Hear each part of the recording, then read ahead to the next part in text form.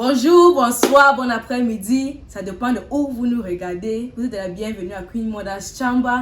Et aujourd'hui, je ne suis pas seule. Mais d'abord, je suis Badge, je suis là, je suis épouse, Ndikum, je suis mère, je suis une communicatrice, si je peux dire comme ça professionnellement. Et d'abord, je vous avertis, mon français là n'est pas très bien.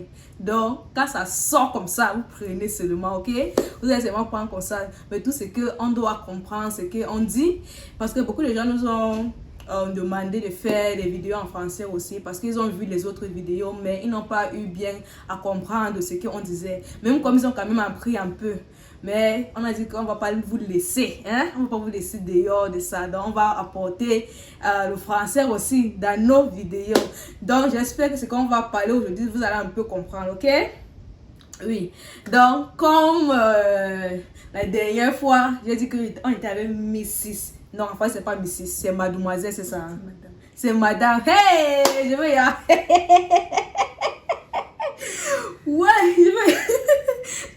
Ah mais je sais commencer, je vais y enlever son titre, pardon. Mais c'est Bonsi, je suis désolée, c'est madame. Ouais. Madame Bonsi, non pardon. Il veut te dire comme ça, tu vas bien dire le mot là, pardon. Oh. D'accord. Merci beaucoup Trucy, merci encore pour l'invitation renouvelée. En effet, je suis Madame Bonsi Sonia. Ok? Je crois que j'étais déjà là une fois. Oui. Je suis encore heureuse d'être là aujourd'hui. En effet, je suis une jeune dame très, comment je vais dire ça, ambitieuse, voilà, pour commencer par là. Et je suis de façon terre à terre, je suis ingénieur agronome de profession, bien de formation, mais je ne fais plus seulement l'agriculture comme métier. Je suis intéressée par tout ce qui est développement durable et dynamisation de la femme, ou bien autonomisation de la femme en d'autres termes, dans un terme plus professionnel. Et je suis là pour vous ce soir. Alors, nous sommes très heureux. Nous sommes très heureux et heureuses pour t'avoir. Et c'est toujours un bonheur et un plaisir de t'avoir parce que tu es très rempli de connaissances. Merci. Et nous sommes très honorés de t'avoir encore aujourd'hui. Merci. Le plaisir est partagé.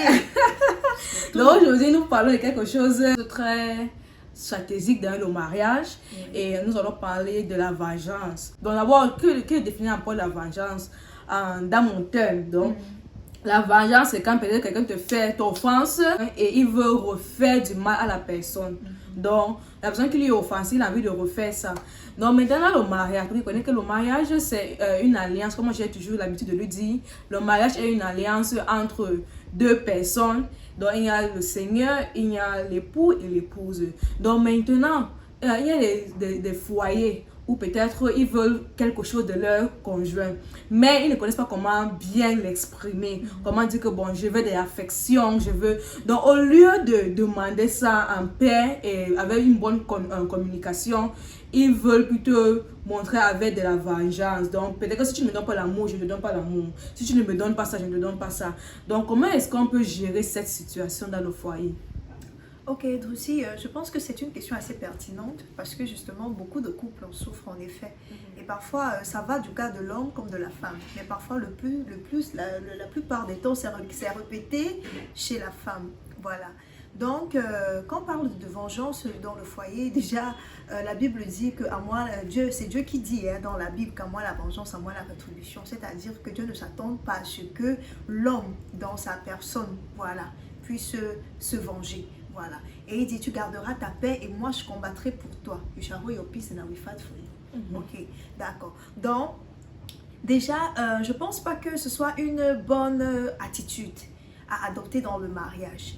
Et parfois, vous pouvez voir, ce sont des petits trucs comme ça, des petits, d'autres vont dire que ce sont c'est juste un petit ressenti pour attirer son attention. Mais je peux t'assurer, mon frère, ma soeur, qu'il y a de meilleures façons aussi d'attirer l'attention de ton conjoint, qui sont aussi bibliques. N'oubliez pas que quand nous parlons d'ici, on parle déjà d'un mariage qui est selon les principes de la parole de Dieu. C'est-à-dire, on parle du mariage comme cela avait été conçu par Dieu dans le livre de Genèse, c'est-à-dire depuis le commencement. Ok? C'est-à-dire quoi? Quand Adam a vu la femme, il a dit, tu seras la chair de ma chair, tu seras l'os de mes os. Et la Bible dit que l'homme quittera son père et sa mère pour s'attacher à sa femme et les deux deviendront une seule chair. Alors imagine-toi que tu es une seule chair. Est-ce que vous devenez une seule chair et puis tu décides de te venger sur ça? Je pense qu'en élaborant davantage, on va parler davantage sur comment est-ce qu'on peut établir une meilleure communication, ou bien comment est-ce qu'on peut établir, ou bien comment est-ce qu'on peut faire de meilleures revendications envers notre partenaire. Mais sachez déjà que la vengeance n'est pas de Dieu. Dieu ne s'attend pas à ce que nous utilisons la vengeance pour acquérir quoi que ce soit. Mais parfois, on peut ressentir ce besoin ou bien ce ressenti qui est légitime. Mais ce n'est pas, ce ressenti est légitime, mais ce n'est pas la vérité. Car tu connaîtras la vérité et la vérité t'affranchira. Alors, oh, merci beaucoup. Et j'aime comme tu dis que tu peux ressentir ça. Parce que comme être humain, bon, il y a des ressentiments qu'on puisse avoir. Mais ça ne veut pas dire qu'on doit mettre l'action sur ça. Parce que l'Éternel doit nous aider. Le Saint-Esprit nous aider pour tuer ce genre de pensée. Parce que ça peut y venir, mais ce n'est pas à vous maintenant de faire ce que votre esprit ou bien votre sentiment vous dit de faire. Donc maintenant, en parlant de ça, quelles sont les méthodes qu'on puisse utiliser pour réarranger ce genre de problème dans un foyer où ils ont déjà ce problème-là? Donc je veux me venger de ce que mon conjoint a fait à moi. Qu'est-ce que je puisse faire? Ok. Bon, déjà, je pense qu'il y a des différentes catégories d'offenses. Déjà, il faut établir ça. Parce qu'il ne faudrait pas qu'on donne une solution et quelqu'un te dit « Ah non, tu comprends parce que la personne m'a fait et tout, machin, tout et ceci là. » Oui, je veux établir qu'il y a des petites, des gens vont appeler ça des petites vengeances. C'est-à-dire peut-être que tu ne m'as pas dit que tu étais belle ce matin, ou bien peut-être tu ne m'as pas dit que je suis beau le matin, ou bien peut-être tu n'as pas fait quelque chose que j'attendais que tu fasses. Ça sont des choses vraiment minoritaires. Mais maintenant, il y a des types de vengeances que sérieusement sont des choses graves. Par exemple, au cas où peut-être un homme a... souvent ce qui arrive c'est que parfois on est dans des cas où des hommes ou bien les maris n'arrivent pas ou bien font des reproches publics en leur femme ou bien un quelconque partenaire, que je prends pas seulement le cas des hommes mais parce que même les femmes le font souvent, vous voyez un peu, des reproches publics, c'est-à-dire peut-être ça peut être en présence de la famille, à l'église, ou bien ça peut même être dans un lieu public qui n'est pas dans votre intimité, puis tu dis ah il m'a fait ça, moi ok, ou bien elle m'a fait ça. Qu'est-ce qu'on peut faire, c'est tout et tout et tout et tout. Et puis je vais me venger. Déjà, mes frères, mes soeurs, comprenez ceci. Le mariage que nous menons, ou bien la relation dans laquelle nous sommes en termes de mariage, bien évidemment, pas les copains et les copines là. Ok. Donc c'est-à-dire, ce que nous sommes en train de faire ici, déjà, il y a eu un modèle. Le modèle maintenant, c'est ce que Christ est venu dire. En fait, Paul a reçu la révélation et il a dit dans Éphésiens chapitre 5. Je crois que c'est du verset 22 à 24 pour la femme et du verset 25 à 29 pour l'homme. Ça peut aller un peu en deçà. Ok? Où il dit, Marie, aimez vos femmes et femmes, soyez soumises à vos maris. C'est-à-dire quoi? Et Jésus s'est présenté, la Bible a présenté Jésus comme étant amour. La Bible nous dit aussi que Dieu est amour et que tout ce qui le servent doit exprimer sa nature. Alors, dans le livre de 1 Corinthiens chapitre 13, la Bible définit maintenant l'amour et dit l'amour est passion, l'amour est si, l'amour n'est pas colérique, l'amour n'a pas de vengeance, l'amour n'a pas d'envie. Mon frère, ma soeur, et l'amour couvre une multitude de péchés. Alors, parfois, des gens ont réagi subitement pensant résoudre un problème, mais à la fin de la journée, ça s'est plutôt aggravé et ça a pris une autre tournure. Parfois, ce que tu peux ressentir est légitime. Je dis ça aussi parce que je suis passée par là. Un jour, j'ai eu un petit souci avec mon époux justement par rapport à cela. Le monsieur m'avait fait une remarque en présence de plusieurs personnes que je n'ai pas vraiment bien digéré. Ok? Alors, maintenant, sur le coup, une voix me disait, ne dis rien. Attends que vous serez seul, attends que le moment sera propice et puis vous pourrez en discuter. Parce qu'il y a aussi des sages. Quand on se marie, souvent les sages nous disent que c'est seulement deux personnes insensées qui peuvent discuter ensemble. Donc discuter, c'est-à-dire se disputer. Mais et une autre voix me disait, quoi? Il te fait ça? Écris! Crie-lui au moins, si tu ne peux pas lui parler parce qu'il est ton supérieur, vous voyez un peu, si tu peux lui parler au moins parce que tu reconnais que tu dois être soumise, envoie-lui un message. Mais je veux vous rassurer que ce que j'ai écrit dans le message, il m'a fallu peut-être, il est venu me demander pardon seul, oui, sans avoir lu le message. Et moi je me disais que c'est parce qu'il a lu mon message qu'il est venu me demander pardon. Mais je veux vous assurer que ça a créé quelque chose de pire. Certainement parce que ce que j'avais écrit, c'est comme si ça a été amplifié. Vous voyez un peu, donc ça a été amplifié, ça a créé quelque chose d'autre. Et maintenant, je me faisais face. Je disais que mais je voulais aussi faire part de mes droits. Est-ce que c'est parce que je suis sa femme que je ne dois pas lui dire ce que je pense? Je peux aussi lui dire ce que je pense. Et il n'y a rien d'illégal par rapport à ça, ma chérie. Parfois, tu vas dire ce que tu penses, mais ça va te coûter très cher. Est-ce que tu sais que si Dieu lui-même nous disait tout ce qu'il pense de nous, c'est que vraiment, toi-même tu connais. Donc, parfois, le silence et le calme, parfois, laisse le temps passer. Absorbe ton orgueil, laisse le temps passer et parfois même si ça te fait trop mal, va sur l'autel de prière. Vous savez, le Seigneur, c'est dans le Seigneur que nous trouvons notre entièreté. Vous voyez un peu, non? Donc parfois, ces choses, ces manquements que tu as en ressentant ce style de vengeance, je te dis c'est légitime. Ça va arriver. C'est-à-dire, si ton boss peut te faire ça, ton collègue peut te faire ça, qu'en est-il de ton mari, ton voisin le plus proche? C'est légitime. Mais la parfois, on accepte même ça de notre boss, mais on ne veut pas accepter de notre conjoint. Voilà. Ou bien on accepte difficilement. Tu peux aller à ton boss que, mais tu te prends pour qui là? Tu me dis ça, tu penses que tu es qui? Tout et tout. Mais tu sais très bien que ce qui va suivre après, c'est la lettre de licenciement. Donc, sac l'état. Et puis c'est terminé. Mais comme c'est ton mari, c'est ton voisin le plus proche, peut-être tu as vu sa nudité, tu commences à penser qu'il est ton égal. Voilà, mais sérieusement, il n'est pas ton égal. La Bible dit qu'il y a une structure, il est ta tête et puis il y a l'épouse. De même pour le mari. Le mari ne devait pas punir sa femme pour essayer de lui faire comprendre un certain nombre de choses. Par exemple, tu ne manges pas ce qu'elle a préparé, ou bien tu ne lui fais pas un certain privilège. Non, apprenez, le dialogue résout tout. La bonne communication résout beaucoup de problèmes. Et vous allez vous rendre compte que après l'argent, peut-être le sexe, l'un des majeurs problèmes, en fait, même pas l'argent, le sexe, parce que même pour faire le sexe là, les gens mieux ne peuvent pas venir faire le sexe. Vous voyez un peu, non? Les gens mieux ne peuvent même pas. Bref, tous ces problèmes sexuels qui sont liés à l'argent, c'est-à-dire la gestion monétaire dans le foyer, viennent de la mauvaise communication. Donc apprenons à communiquer. Mais maintenant, le meilleur communicateur, c'est le Saint-Esprit. La Bible dit que Jésus a dit dans le livre de Jean, je crois que c'est chapitre 14, que je vous enverrai le Saint-Esprit et il vous enseignera toutes choses. Toutes choses dont tu dois savoir, même comment t'exprimer à ton mari, ou bien comment t'exprimer à ton épouse pour qu'elle comprenne. Parfois, prie. Mais beaucoup de gens disent que, mais je suis son mari, elle est soumise à moi, donc je dois lui dire ce que je dis, comme je le pense, et elle doit le prendre. Et sinon, parfois, tu crées plus de dégâts. Parce que imaginez-vous que vous ayez un bout de papier. Si j'avais un bout de papier, peut-être j'aurais fait. Maintenant, quand tu envoies un mot, le papier se froisse. Maintenant, quand tu défroisses le papier, est-ce que le papier a encore la même forme? Non.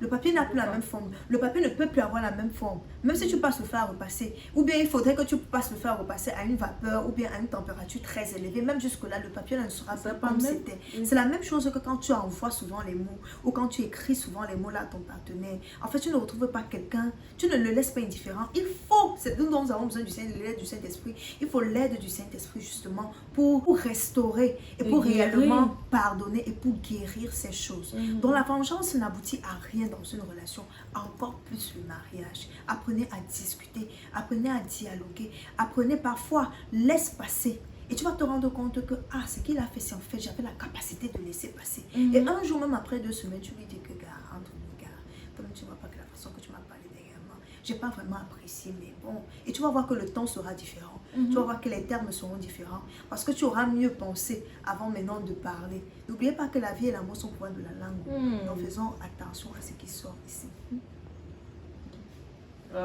Qu'on soit à nos enfants. On n'est pas obligé de tout parler. Et il y a aussi une autre chose, l'orgueil. Il y a parfois que c'est l'orgueil qui nous pousse à vouloir réagir. Parce que peut-être que ton conjoint t'a fait quelque chose. Au lieu de pardonner, tu dis que non. Moi, comme on dit en anglais, hero me. Donc, non, je ne peux pas. Il croit que je suis qui? Et puis que tu peux parler à une autre personne. La personne dit que, si c'est moi dans mon foyer, on ne peut pas me faire ça. Il ne peut pas avoir ce genre des amis. Les amis qui disent que qui? Tu prends déjà les problèmes. Moi, je ne peux même pas. Qui peut me faire ça? Mon mari ne peut même pas me faire. Ma femme ne peut même pas me parler comme ça. Je laisse comme ça. Quand tu es petit, non. Il ne faut pas avoir ce genre des amis, ce genre de conseils. Il ne faut pas les avoir parce que c'est eux qui augmentent la flamme de la vengeance dans ton cœur. Et maintenant, au lieu de pardonner à ton conjoint, tu n'as plus que la colère. Et ça augmente. Et il faut voir ton conjoint comme un enfant de Dieu. Parce que comme la Bible dit, comme elle a vraiment dit, qu'on doit pardonner. Et tu dois pardonner pour que le Seigneur aussi te pardonne. Donc si tu ne pardonnes pas à ton conjoint, qui est même ton plus proche voisin, comme la Bible dit qu'il faut qu'on aime notre voisin, notre prochain, comme soi-même. Donc ça veut dire que si tu n'aimes même pas ton prochain, qui est même le plus proche à toi, comment est-ce que tu vas aimer l'Éternel? Ce n'est pas possible. Donc je voulais aussi qu'on parle un peu des gens qui sont déjà dans cette situation. Et peut-être ils ont des problèmes où ils veulent vraiment dire à leur conjoint que bon, je n'aime pas comment tu me fais ça, je n'aime pas comment tu te comportes. Mais ils ne connaissent pas comment le faire. Qu'est-ce qu'ils peuvent faire dans cette situation? Mais ils veulent vraiment le dire. Mais peut-être c'est l'orgueil, peut-être c'est qu'ils ne connaissent pas bien, ils ne connaissent pas bien parler, et peut-être qu'ils ne connaissent pas bien mettre les phrases. Voilà. Parce que puis il y a des gens que peut-être qu'ils veulent dire quelque chose de bien, mais ça tombe du mal. Parce que peut-être que les voix, ils augmentent les voix, ou bien ils utilisent un mot qu'ils ne doivent pas utiliser, et puis maintenant leur conjoint prend ça mal. Qu'est-ce qu'ils peuvent faire dans cette situation? Comme j'ai dit tantôt, ouais, que le Saint-Esprit descendra sur vous et vous enseignera toutes choses. Déjà, en tant qu'enfant de Dieu, tu dois avoir une communion, une relation particulière avec le Saint-Esprit. Ça, c'est d'un. De deux, maintenant, apprends ton partenaire. Apprends à connaître ton conjoint. Quand tu connais quelqu'un, tu ne lui fais pas ce que tu penses qu'il va aimer, mais tu fais exactement ce que tu sais qu'il va aimer. Il y a une façon que tu sais que ton conjoint aime être adressé. Alors, pourquoi veux-tu l'adresser de la façon que toi, tu décides de l'adresser pour qu'il puisse sentir que tu es offensé? Écoutez, j'ai souvent l'habitude de dire que quand je veux passer un message, mon objectif, c'est que la personne comprenne ce que je suis en train de lui dire. Mon objectif, ce n'est pas que la personne trouve des arguments pour argumenter davantage avec moi. Donc, le plus important dans la communication, c'est que les gens comprennent ton message. Et alors, il faudrait donc que dans ton message, que tu élimines le nombre de possibilités de transformation, bien d'interprétation de ton message. Alors, c'est pour cela que les mots ont été créés. Mais maintenant, même dans le choix des mots,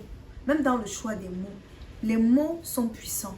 Les mots ont une force que vous ne pouvez pas imaginer. Alors même dans les choix de mots, vous devez être en mesure de connaître quel mot employer, quel mot mettre à la place qu'il faut. Et maintenant, il y a l'atmosphère dans laquelle tu décides de dire ces choses. Alors, tu dois établir tout cela et tu dois prendre tout cela en considération. Écoute bien, l'objectif de la communication, c'est d'être compris. C'est d'être compris. L'objectif de la communication, c'est d'être compris. Ce n'est pas de laisser l'opportunité ou la possibilité à quelqu'un de pouvoir imaginer ou interpréter ce que tu as dit. Bien qu'il en aurait toujours, mais tu dois te rassurer que ton partenaire te comprenne effectivement et comprenne où tu as mal et comprenne comment est-ce que ça t'a fait mal. Et si possible, tu pourras aussi lui proposer la façon que tu aimerais être adressé. Je prends toujours les cas pratiques. Par exemple, un jour, mon mari est rentré et il m'a dit, ma femme, j'aimerais que tu me serves comme ça. J'aimerais que tu me traites comme ça. J'aimerais que tu me parles comme ça. Même quand on était mariés, il avait fait certainement dans les pensées. Maintenant, quand on s'est mariés, il y a encore une autre phase d'étude. Là, maintenant, on appelle l'étude en profondeur. Pour ceux qui comprennent. Okay? Voilà. Donc, on est dans les profondeurs. Et maintenant, même dans les profondeurs, il y a les dimensions. Il y a les profondeurs de 8, 10 mètres, 100 mètres, 500 mètres. Jusqu'à tu peux toucher le magma. Tu vois un peu, non? Là-bas, là en bas, là, tu peux toucher le feu. Exactement. Donc, maintenant, quand il m'a dit cela, au début, j'avais été forgée de telle sorte que, en fait, l'être humain est forgé de telle sorte que il veut traiter son partenaire comme lui, il pense. Voilà, être bien pour lui. Voilà. La plupart des temps, on veut faire des choses aux gens comme on pense que ce sera bien pour eux. Mais le mieux, c'est de connaître ce que cette personne désire et de donner à cette personne-là la façon qu'il l'aime. C'est ainsi qu'il pourra mieux recevoir les choses. C'est que ça m'a pris du temps. Je faisais toujours à ma tête, Un jour, mon mari m'a dit, mais j'étais déjà dit que j'aime ça comme ça. Pourquoi tu aimes toujours aller faire ça comme ça? Un jour, on me suis assise et dit que moi-même, qu'est-ce qui m'empêche de faire ça comme il le veut? Voilà, et puis je me suis seulement rendu compte que c'était un système de pensée. En fait, je ne le faisais pas volontairement, mais c'est un peu comme si tu es un automate ou bien tu es un robot. En fait, c'est comme ça que ta conscience est forgée. Et puis tu dis que bon, il y a là qui dit que tu fais mieux ce que tu connais. Voilà. Tu fais mieux ce que tu connais. Donc moi, je faisais mieux ce que je connaissais, ce que je pensais être. Mais ce n'était vraiment pas ça le truc. C'est la même chose avec cette affaire de vengeance. Mon frère, si tu as mal dans ton cœur, premièrement, ton entièreté ou bien ta totalité, tu trouves cela dans le Seigneur. Voilà. tu trouves cela dans le Seigneur, tu ne trouves même pas ça en ton partenaire. Parce qu'en ce qui concerne les heurts, vous connaissez le nombre de temps, même je vois souvent même mes parents, même jusqu'aujourd'hui, à les mots que ma mère dit que mais ton père m'a dit ça. Après combien d'années de mariage? Plus de 35 ans, hein, plus de, je sais pas, ils ont près de 35 ans de mariage. Donc maintenant, imagine-toi que toi tu n'as que 2 ans, ou bien tu le connais depuis qu'il y a 2 ans, ou bien vous n'êtes que marié, ça fait 2 ans. Donc imaginez que ce sera quelque chose d'assez constant. Alors il faudrait que vous établissiez déjà une stratégie pour pallier le problème. Vous voyez, non, pour pallier le problème, ou bien pour résoudre le problème. Donc, il est très important que vous le fassiez, mais faites-le à la façon que vous êtes sûr que votre partenaire va comprendre. Ok? Et non à la façon que vous pensez que il va comprendre. Si je lui dis pas ça comme ça, il ne va pas savoir que ça m'a fait mal. Il faut que je lui dise ça comme ça. Mais parfois, tu vas aller créer plus de problèmes. Voilà. Ça, c'est d'un de deux aussi. Parfois, la patience, c'est mieux. Prends le temps. Prends le temps de digérer, prends le temps de baisser. Et la patience, le fait que tu donnes le temps, ça va t'aider à faire les meilleurs choix de mots. Et ça va aussi t'aider à créer une atmosphère ambiante, en fait, pour que le message passe en effet. Donc, c'est très important. Et surtout, déjà, pardonne-lui déjà en avance. De telle sorte que quand tu lui parles maintenant, tu ne lui parles plus sur la position de quelqu'un qui est offensé. Mais tu lui parles sur la position de quelqu'un qui a déjà pardonné, mais qui aimerait simplement faire part d'une situation qui s'est passée et qui n'aimerait plus que ça se répète. Mais en le disant à la façon que la personne va mieux comprendre. Voilà, c'est un peu ça. Wow. Et j'aime quand je dis qu'il faut pardonner en avance. Parce que d'abord, le mariage, tu dois d'abord même pardonner ses péchés déjà en avance. Parce que tu ne veux pas dire que tu vas être dans un mariage où peut-être que tu ne vas pas offenser ton conjoint et vice-versa. Donc tu dois déjà faire que... j'ai déjà pardonné. Donc maintenant, on doit faire le dialogue pour qu'on puisse bien s'entendre. Et aussi, il faut aussi savoir que ta joie totale ne vient pas juste d'une personne. Parce qu'il y a des conjoints où ils sont fâchés de quelque chose parce qu'ils veulent que leur conjoint leur donne tout. Mais la personne ne peut pas te donner tout. Il n'est pas ton messie. Il n'est pas ton messie parce que Jésus est mort pour toi. Il ne peut encore venir mourir encore physiquement pour toi. Parce qu'il y a des gens qui veulent que toutes les joies soient sur une personne. Et ça, on dirait que ça draine la personne. Ça fait comment? Ça suce. Oui, ça te suce. Donc, ça prend un peu trop l'énergie de la personne où la personne ne veut même pas avoir une autre vie. Parce que la personne veut juste faire plaisir à ma femme ou bien à mon mari. Donc, toute sa vie, c'est à toi. Ça aussi, c'est un peu l'égoïsme, si je peux le dire. Et ça conduit même parfois à la frustration. Oui, la frustration. Donc, la personne n'est pas contente. La personne, non. Il ne faut pas aussi trop avoir des attentes sur une personne. Ce n'est pas aussi très facile. Et aussi, tu peux aussi prendre les conseils. Donc, tu peux être dans des situations où tu as trop pris et tu ne connais pas comment résoudre ça. Tu peux avoir peut-être une autorité, je ne sais pas si c'est ton pasteur, mais quelqu'un que vous deux, avec qui tu peux te sentir libre. Oui, et surtout que tu respectes, que tu es prêt à écouter son conseil. Et lui-même mettre en pratique. Et lui-même, il peut aussi écouter. Donc, c'est aussi bien pour toujours avoir quelqu'un qui est au-dessus de vous, donc comme une autorité. Et vous qui n'êtes pas encore marié, ne vous mariez pas avec quelqu'un qui n'a pas d'autorité. Parce que quand tu seras calé là, tu vas faire comment? Tu dois avoir quelqu'un qu'il respecte ou bien elle respecte. Que quand c'est à fort là, vous pouvez partir que bon, mon père, ma mère, c'est comme ça. C'est même tu mets que les parents. Pour certains, mais c'est pas souvent très bien de trop mettre les parents dedans pour qu'ils ne prennent pas une position. Peut-être que bon, c'est ma fille, je dois prendre la partie de ma fille. Donc c'est bien d'avoir peut-être que quelqu'un spirituel où ils vous connaissent vous deux, il ne prend pas de position, il veut que vous deux vous arrangez bien. La personne qui a tort demande le pardon. Et pardon, si c'est toi qui as tort, il faut demander pardon. Parce que l'orgueil là, ça tue. Même le Seigneur dit qu'il déteste les gens qui sont orgueilleux. Exact, il résiste. Donc, il résiste. Oui, et parfois même, l'offensé peut devenir l'offenseur. Donc, ça peut tourner, l'état peut tourner. L'offensé peut devenir l'offenseur. Et en fait, dans ce qui concerne le royaume de Dieu, il n'y a pas vraiment d'offenseur, il n'y a pas vraiment d'offensé. Voilà, parce qu'il y a le pardon. Parce que quand il y a le facteur pardon, l'offensé ne devient plus l'offensé et l'offenseur ne devient plus l'offenseur. Mais c'est simplement un terrain d'entente, déjà un état d'esprit d'acceptation du fait que, ok, voici comment cette personne est, je décide de marcher avec la personne telle qu'elle est jusqu'à ce qu'elle parvienne à une meilleure compréhension ou à une meilleure connaissance de la vérité et qu'elle change aussi jusqu'à ce que le Saint-Esprit, voilà, Paul a dit, mes petits enfants en qui je travaille, jusqu'à ce que Christ soit formé en eux, voilà, jusqu'à ce que Christ soit formé à la personne. Voilà, donc, et aussi tu ne peux pas être fâché de quelqu'un pour qui tu pries. Donc si tu pries pour la personne, forcément, tu vas trouver un terrain d'entente dans ton cœur. Tu n'as pas fait le commérage aussi, voilà. Parce que les gens que les histoires sont partout. Parce que mon mari là, ma femme là, elle fait ça, il fait ça. Non, ce n'est pas nécessaire. Les gens ne peuvent pas t'aider. Ce n'est pas nécessaire de leur dire ton problème. Parce que qu'est-ce qu'ils vont faire? C'est les gens qui vont prendre et partir donner à une autre personne. Comme ça que tu sais pas le foyer, ils font comme ça. Alors que c'est comme ça qu'ils sont, non. Une maman m'a arrangé ça. Elle a dit, ta copine va suivre ce que tu es en train de dire. Elle va te dire, quitte-toi, il faut pas laisser. Pourtant, elle va rentrer chez elle immédiatement, rectifier son problème dans son foyer. Oui, pour qu'elle ne se trouve pas dans cette même situation. Voilà. Maintenant, toi, tu vas sortir de ton foyer, elle est là, elle est contente dans son foyer. Des fois, on va entendre que les copines, les copains là, non. Voilà. Donc, et que le Seigneur soit ton meilleur partenaire déjà dans le mariage, et que ce soit pour l'homme, que ce soit pour la femme. Et puis, tout le reste va aller. Mais déjà, enlève la vengeance dans ton cœur. Et que vraiment, que le Seigneur t'aide. Ou bien que le Seigneur nous aide tous. Et si tu es blessé, nous prions que le Seigneur t'aide vraiment. Ce n'est pas facile. Mais il faut laisser que le Saint-Esprit t'aide à lever cette émotion. Parce que ce n'est pas un fruit de l'esprit. Et quand tu fais ça, bon, imagine que l'élèvement se place maintenant. Et le monde est fini. Où vas-tu aller? Avec la rancune que tu as envers ton conjoint, où vas-tu aller? Donc, ce n'est pas la peine que tu as un bon parcours dans le monde. Mais à la fin, tu pars en enfer à cause de la rancune. Et ça prend aussi, pas seulement pour ton conjoint, même pour les gens, les autres, n'importe qui. Ton voisin, ton proche, n'importe qui. Donc, quel est le dernier mot que tu peux donner à quelqu'un là-bas? Ok, je voulais dire à quelqu'un qui est en train de traverser la situation peut-être que j'ai traversée auparavant.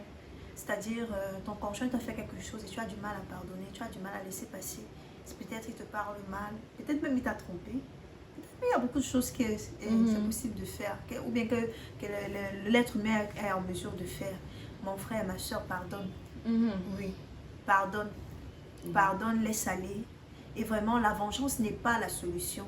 La Bible dit à moi la vengeance. C'est Dieu qui parle ici. Dieu dit à moi la vengeance, à moi la rétribution. C'est-à-dire que le Seigneur a la capacité d'intervenir dans ton cas et de te donner la victoire. Mais parfois, les combats que nous menons ne sont pas charnels, ils sont d'abord spirituels. Et l'une des particularités de la spiritualité, c'est que la spiritualité ne fait pas trop de bruit. C'est pour cela qu'il dit, tu garderas ta paix et moi je combattrai pour toi. Les gens spirituels ont une capacité de garder leur tranquillité et leur calme. Et de connaître que leur assurance et leur force se trouvent entre les mains de Dieu. Alors mon frère, ma soeur, pardonne. Surtout nous les femmes. Nous qui savons parfois garder rancune, ma soeur, laisse aller, crée la liberté dans ton cœur. Maintenant, rentre dans ton lieu secret et apprends à prier pour ton partenaire. La prière va t'aider à lui pardonner parce que tu ne peux pas prier pour quelqu'un que tu n'aimes pas. Oui. Il faudrait que tu aies un sentiment d'amour ou bien que tu n'aies même aucun sentiment. C'est-à-dire, en fait, qu'il y ait de la compassion dans ton cœur. N'est pas la rancœur pour que tu pries pour la personne. Et sache que personne n'est parfait. Nous tous, nous tendons vers la perfection. Alors, si ton Père dans les cieux t'a pardonné, qui sommes-nous pour ne pas pardonner? Voilà. Et la vengeance n'a jamais et ne sera jamais la solution. Parce que nous sommes appelés à porter le fruit de l'esprit, comme Galates 5, verset 19 le dit. Et la vengeance n'y est pas mentionnée. Mais on parle de la douceur, la tempérance, l'endurance. Tu pouvez imaginer. C'est-à-dire l'endurance, là, en fait, c'est là où ça intervient. Quelqu'un qui n'endure pas. Ma soeur, si tu penses que c'est le mariage qui peut... si tu penses que c'est dans le mariage que tu ne vas pas endurer, quelque chose va te faire endurer. Soit les démons vont te faire endurer, soit ton lieu de travail va te faire endurer, soit n'importe quoi va te faire endurer. Donc, c'est à toi maintenant de décider où tu veux endurer. Mais la vérité, c'est que l'endurance fait partie de notre parcours en tant que pèlerin. Alors, mon frère, ma soeur, apprends à t'appuyer sur Dieu. Et aie toujours ça dans ta tête. Que mon entièreté, en fait, je trouve ma plénitude en Dieu, en Christ. Et par Christ qui vit en moi. Voilà. Donc, je ne trouve même pas ma plénitude dans mon conjoint. Donc, il n'y a rien que mon conjoint puisse me faire qui sera valable que si je vais en enfer. Du coup, c'est parce que j'avais gardé ça dans mon cœur. Non, il n'en vaut pas la peine. Ok? Il n'en vaut pas la peine. Ton salut, ou bien ton salut, ta place au ciel, la couronne de gloire vaut mieux que ça. Donc, mon frère, ma soeur, apprenons à lâcher prise et surtout apprenons beaucoup la patience.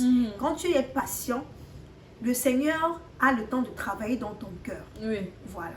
Quand tu n'es pas très... C'est vrai, la proactivité est bien dans certains cas, mais quand tu n'es pas proactif dans certaines situations, tu prends le temps de penser avant de parler. Tu prends le temps de penser avant de réfléchir, avant de prendre l'action. Et pendant cette période de temps, tu vas voir combien est-ce que le Seigneur même sera en mesure de travailler dans ton corps, au point où même tu vas voir qu'en fait, c'était même pas un problème, c'était minable. En fait, il faut que je laisse passer. Voilà. Ou bien que tu peux mieux résoudre ce problème qui est dans la prière. Que le Seigneur te bénisse. Mon frère, ma soeur, surtout j'attends vos commentaires. Vraiment, parce que c'est quelque chose qu'on n'a pas dit. On attend les commentaires. Parce qu'on ne peut pas tout élaborer. Voilà. Mais quand même, on ajoute nos mots sur ce que vous connaissez déjà. Exactement. C'est pas pour ça qu'on dit quelque chose de nouveau. Mais peut-être que nous sommes un peu les petites voix qui vont un peu résonner. Ça fait quelque chose un peu dans votre cerveau, dans vos cœurs. Et le but, c'est que vous jouissez de vos mariages. Et il ne faut pas que quelque chose comme la vengeance vous arrête d'avoir cette plénitude de joie dans votre foyer.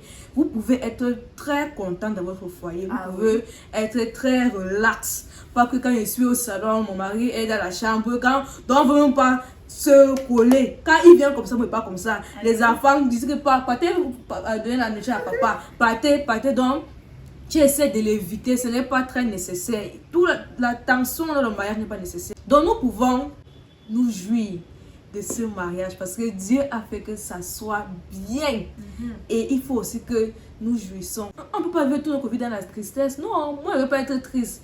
Donc tout ce qui va faire que je sois content de mon mariage, je veux juste le faire. Comme la Bible dit qu'on le fasse, moi je fais seulement. Parce que moi je ne veux pas être triste. Je ne veux pas que je devienne vieille avant mon temps. Non, il y en a qui sont déjà devenus vieilles. Ils ont déjà eu les rides. Ils ont déjà eu... On ne veut pas tout ça. Donc, on prie que l'Éternel vous aide. Et le problème que vous avez là, vous allez résoudre ça. Donc, vraiment, nous sommes très contents de vous avoir encore, Madame Bonsi. Merci, le plaisir était partagé aussi. Merci encore pour l'invitation renouvelée. Merci beaucoup. Merci. Vraiment, c'est toujours bien un plaisir. Et ce que vous avez écouté jusqu'à maintenant, nous savons que vous avez aimé cette vidéo. Donc, on prie que vous allez aimer. Subscribe. Et puis, subscribe, c'est quoi? C'est abonner. Oui, abonnez-vous. Pardon, abonnez-vous. Et partagez aussi. Donc, s'il vous plaît, abonnez-vous. Et j'espère que mon français n'était pas trop mauvais. Vous allez prendre ça comme ça. Donc, nous vous aimons. C'est ça. Et vous allez encore nous voir et revoir par la grâce de Dieu. Donc, Amen. On dit Shalom. Quoi? Shalom, shalom, bye bye. Que Dieu vous bénisse. Amen. Bye. Eh ouais, le français de ça.